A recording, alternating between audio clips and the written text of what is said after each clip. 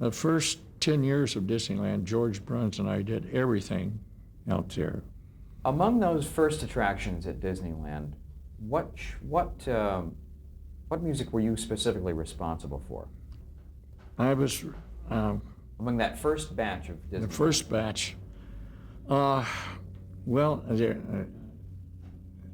we didn't have a lot to write for that first year. We didn't have a lot of the big shows.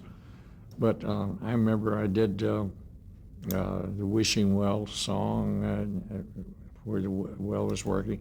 I did some of the area music.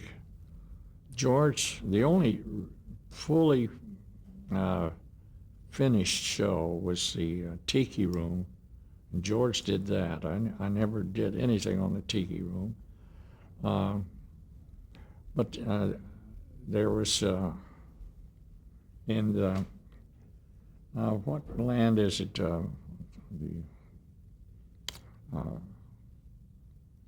Not Tomorrowland. I did one show that was in Tomorrowland, and I've forgotten the title of that. And then I did like the mining train. What was that area called? It Was that one of the Adventureland? lands at Was that Adventureland, maybe? Hmm? Was it Adventureland, maybe? Yeah, maybe that was it. Adventureland. Yeah, and And there was Fantasyland. yeah.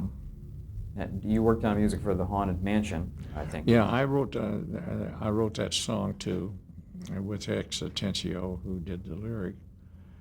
I did extensions on Small World and did extensions on the Pirate Ride, which George did. So George wrote the Pirate Ride song? Yeah. But when you say you did extensions, what does that mean? Well, they kept adding scenes to it, and that was after George left the company, you know. And also, George did the original Bear Band, and then they made some extensions of that, and I added to the Bear Band.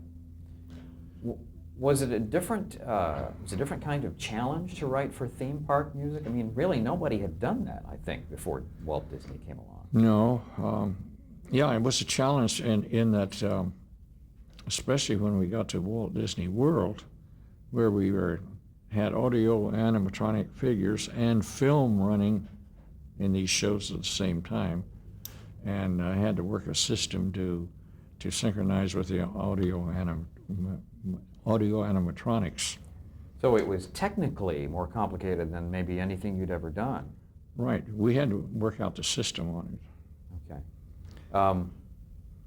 Mr. Lincoln, that exhibit at Disneyland, did you work on that? I did all of that. You did all of that. That was for the World's Fair originally for the state of Illinois in 1964 in New York. I see. So the New York World's Fair in 1964 was the first time that exhibit appeared? Yeah. Okay. And that was the first showing of Small World was at the World's Fair. Really? In New York. And Yeah. the Sherman Brothers wrote It's a Small World. Yeah, Sherman Brothers wrote that. But you are responsible for the arrangement, am I right? Not all of them. Bobby Hammock did did most of the original arrangements in New York. But then when they brought it out here, they had extensions to it. I did those. I did the clock at Disneyland, which was a nightmare at the time. And then in Tokyo, before Tokyo at Walt Disney World, they expanded it some more, added scenes, and did some more in Tokyo.